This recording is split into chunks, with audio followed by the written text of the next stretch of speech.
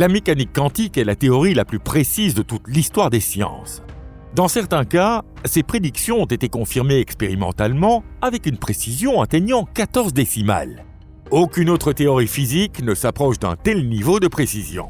Les lasers, les transistors, les scanners CT et même les horloges atomiques du GPS reposent tous sur les équations de la mécanique quantique. Sans la mécanique quantique, aucun des appareils électroniques modernes n'existerait. Bonjour à toutes et à tous. Mais comme c'est souvent le cas, ce qui est le plus remarquable est aussi ce qui pose les plus grands problèmes. Et en mécanique quantique, ce problème est le suivant. Même après 100 ans, les physiciens ne parviennent toujours pas à s'accorder sur ce que cette théorie signifie réellement. Avec la mécanique newtonienne, tout est parfaitement clair.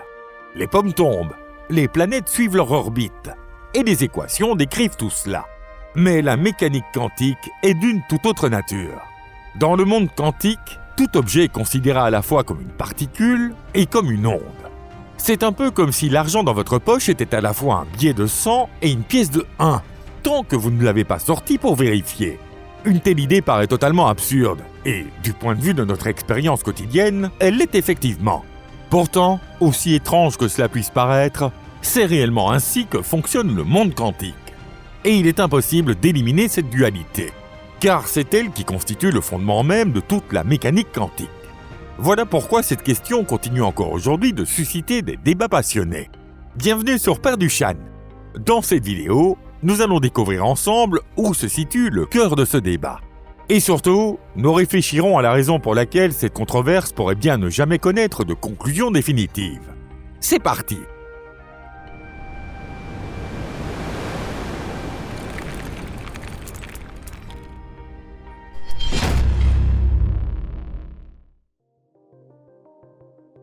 Tais-toi et fais les calculs. Pour comprendre ce qui oppose les physiciens, il faut d'abord connaître le principal protagoniste de cette controverse. Cet élément fondamental qui se trouve au cœur même de la mécanique quantique. Il s'agit de la fonction d'onde. En 1926, le physicien autrichien Erwin Schrödinger a formulé une équation fondamentale en mécanique quantique, l'équivalent de l'équation de Newton dans cette théorie. Cette équation possède une solution particulière sous la forme d'une fonction mathématique spéciale. Elle est représentée par la lettre grecque psi et porte le nom de fonction d'onde. Mais que représente-t-elle exactement? En réalité, c'est précisément là que réside le plus grand problème. Au départ, Schrödinger lui-même pensait que cette fonction psi décrivait quelque chose de réellement existant. Selon lui, l'électron n'était pas un simple point, comme beaucoup le croyaient, mais une sorte de nuage étendu dans l'espace. La fonction psi décrivait donc la forme de ce nuage. Une idée remarquablement élégante, n'est-ce pas? Mais cette interprétation s'est presque immédiatement heurtée à une difficulté majeure. Si l'électron était réellement étalé dans l'espace, un détecteur devrait l'observer comme une tache floue. Or, ce n'est pas ce qui se produit. Ce que nous observons est toujours un point parfaitement net, sans la moindre exception. C'est pourquoi l'interprétation proposée par Max Born s'est progressivement imposée, avant d'être soutenue puis développée par Niels Bohr.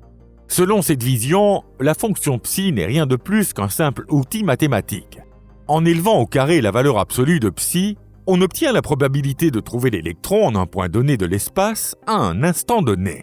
Elle ne décrit donc pas l'électron lui-même, mais la probabilité qu'il soit trouvé à cet endroit. En réalité, avant d'être observé, l'électron ne possède même pas de position déterminée. Absolument aucune. L'électron est réparti dans tout l'espace sous la forme d'une distribution de probabilités. Ce n'est qu'au moment précis où un appareil de mesure le détecte que la fonction psi se contracte instantanément en un seul point. C'est ce que l'on appelle l'effondrement de la fonction d'onde.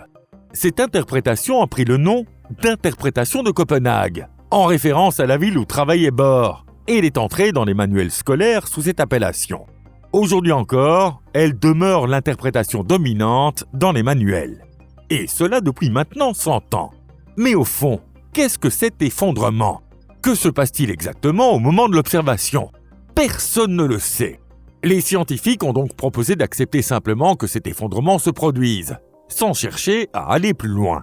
Cette attitude est devenue proverbiale parmi les physiciens sous une formule restée célèbre « tais-toi et fais les calculs ».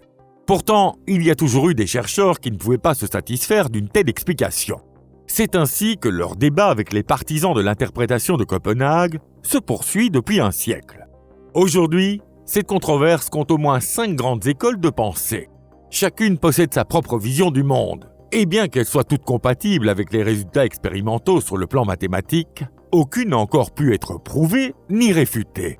Voyons maintenant ce que chacune d'elles propose. 5 visions de la réalité. Commençons par l'interprétation la plus ancienne, et celle qui demeure encore aujourd'hui la plus influente. Il s'agit de l'interprétation de Copenhague. Comme nous l'avons déjà vu, sa position est à la fois simple et extrêmement audacieuse.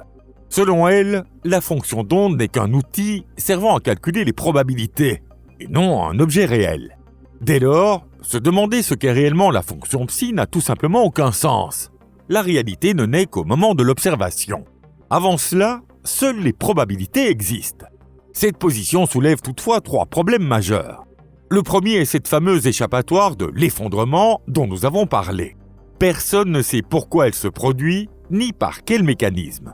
Le deuxième est qu'elle traite une frontière mystérieuse entre le monde quantique et le monde des appareils de mesure, sans jamais être capable de dire où cette frontière se situe.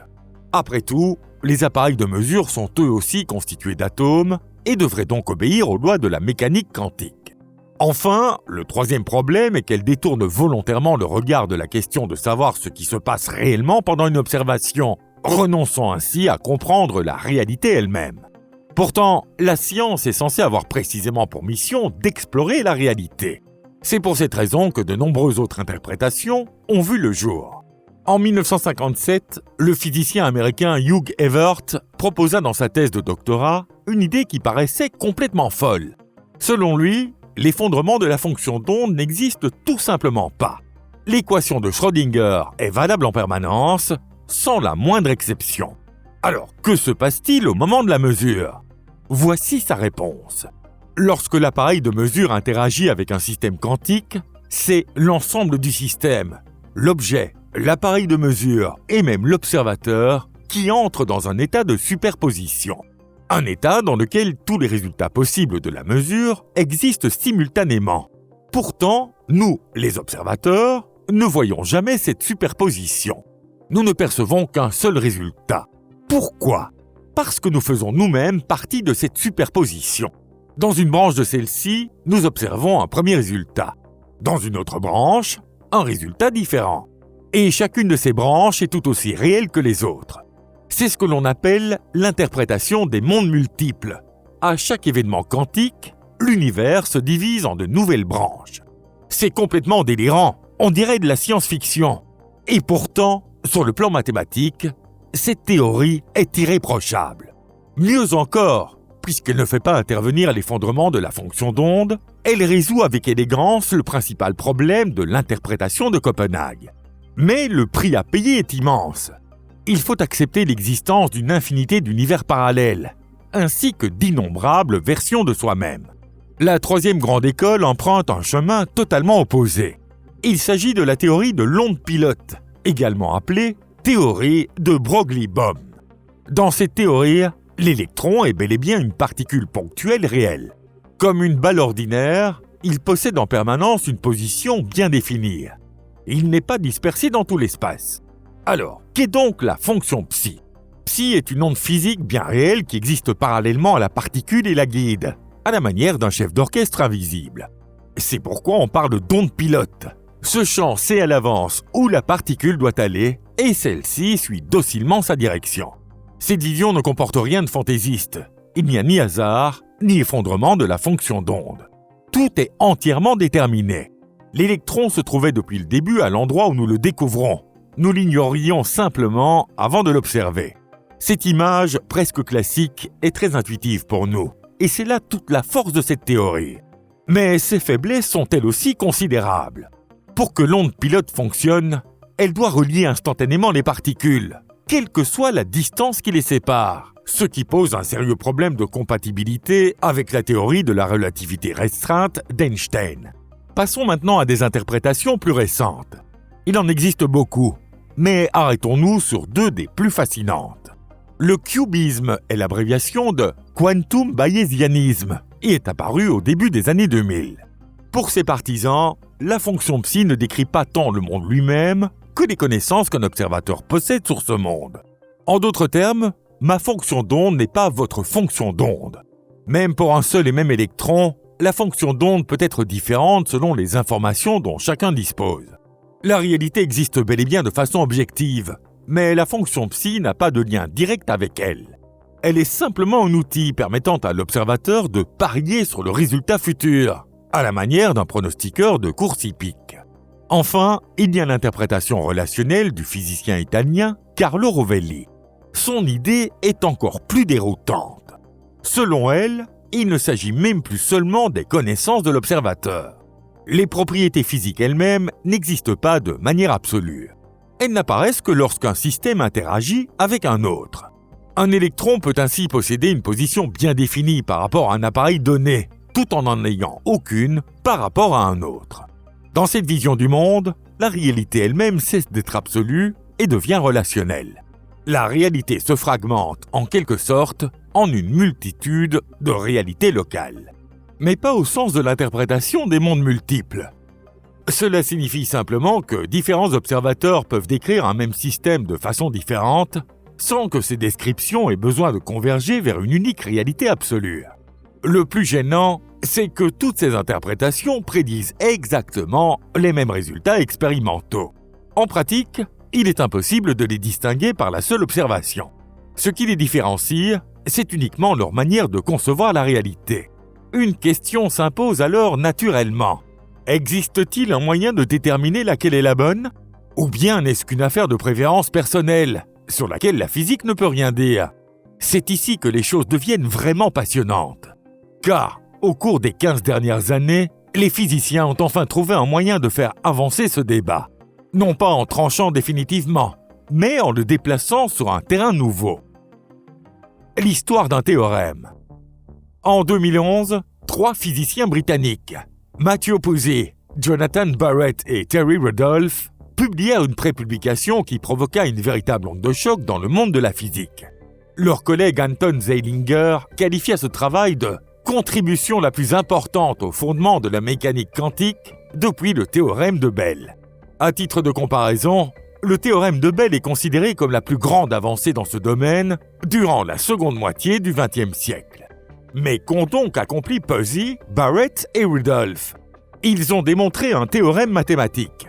En reprenant les initiales de leur nom, on l'appelle le théorème PBR.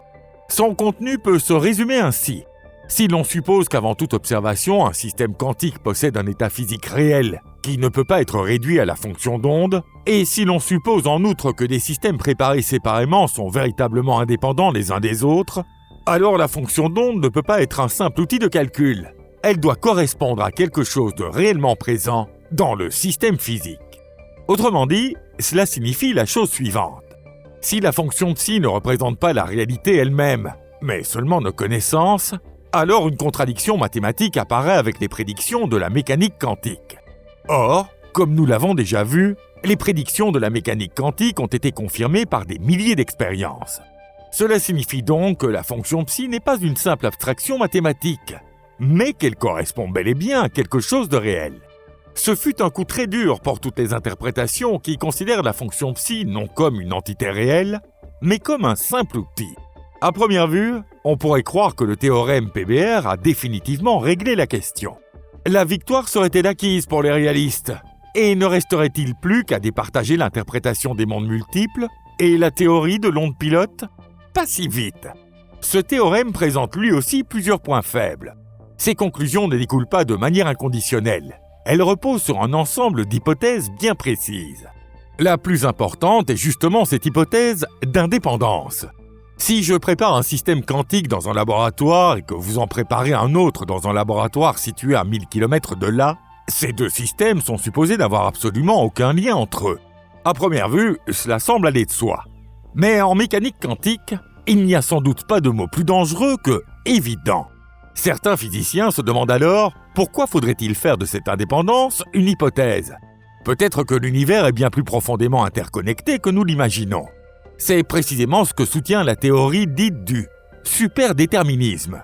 Rien ne serait véritablement indépendant. car tout l'univers serait relié par une cause commune, remontant à un passé très lointain. Bien entendu, la plupart des physiciens estiment que le prix à payer pour le superdéterminisme est beaucoup trop élevé.